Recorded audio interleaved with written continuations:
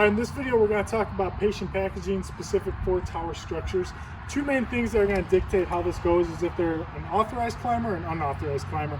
An authorized climber being a worker or something of that nature who has a harness and equipment with them.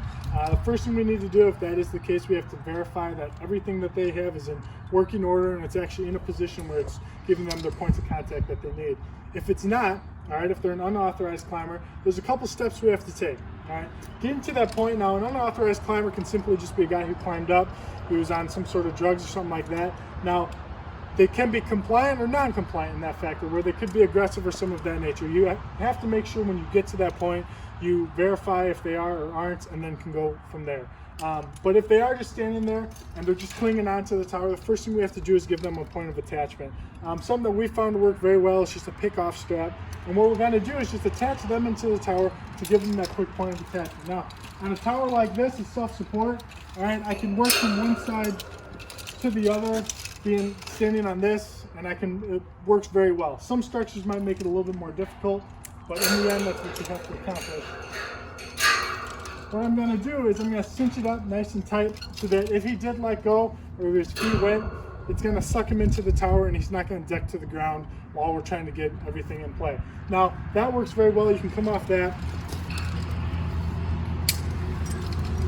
So that's going to be your first point going through your patient packaging. Now, from there, we have to get him into some sort of harness or some sort of rescue device to get him to the ground. A minimalist way of doing it, something that we found to be ideal, is just a 25-foot piece of webbing, nice and light. What we can do with this is the old shoelace harness, as we do. Now we can tie it on the front or behind them, depending on how your access is with the victim. But what I'm going to do is I'm going to find the midpoint with that webbing, and then I'm going to come around. Now, from here, I'm going to tie a square knot. Now, if in the heat of the moment you forget how to tie a square knot, whatever the case is, that's fine. Because what this is going to do is I'm going to create this knot. It's going to cinch up on itself, take a carabiner, and this can also act as that first point where I can hook him into the tower from there.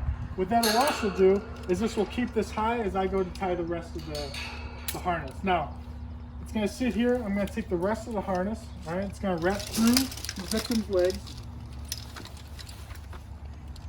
It's going to come around, wrap on itself, and now from here you can get as fancy or as technical as you want. All right, now you can take it, wrap around, and here we'll just finish off with the square knot again. Okay, what that does is it gives us the option, all right, to use that point, all right, as a secured mark. All right, now that we've shown you a more minimalist way using the webbing, what we found to be a little bit more ideal is using a commercial packaging device for stuff like this, whether it's something like the Cascade Rikki-Tikki. For this one, what we like about it is that it's completely disassemblable, right? I can go up on tower and I can disconnect everything so that I don't have to have the patient move while they're up on tower. The one thing you have to be cognizant of is it is a class 2, so you might have to add something else. Our favorite that we've been using would be the Pitagor from Petzl, just like a diaper harness, if you will. What this does is this gives us the option to, once again, not have to have the victim move at all while they're on the tower. So just like the Bermuda that they have as well, we could use this with or without the straps on top. Okay, so if you have someone who's grabbing on hard and they don't want to let go, you don't have to use that. But how this works, all right, is you'll put it around your victim's hand. All right, and it's going to swing around this kind of here. All right, get it up and around.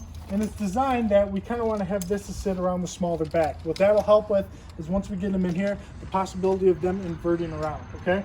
So what I'll do is I'll take this, and if it's kind of takes a second to get, things going, I can put this into the tower, all right, as I'm trying to go grab the last strap. Now there's one last one that comes through, all right, the leg strap. Now, what you should do is put that in the middle of the other two. All right.